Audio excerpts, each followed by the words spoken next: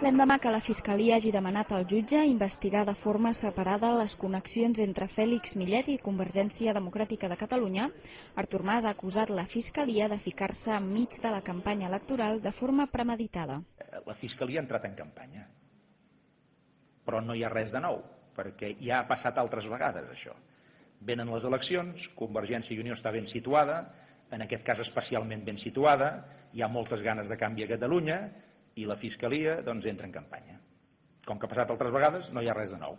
Entren en campanya, actuen i després a l'hora de la veritat doncs queden res, com tantes vegades ha passat. Minuts després de la compareixença de Mas, el president Montilla l'ha instat a donar la seva paraula d'honor sobre les finances de Convergència Democràtica i li ha exigit respecte per al poder judicial. Jo crec en la honorabilitat d'Artur Mas i crec que els catalans confiaran en la seva paraula. Tant si és per dir que no hi ha res de res com per acceptar que potser s'ha comès alguna irregularitat. Tot menys el silenci. Tot menys tenir el paper de la justícia i de la Fiscalia en aquest afer.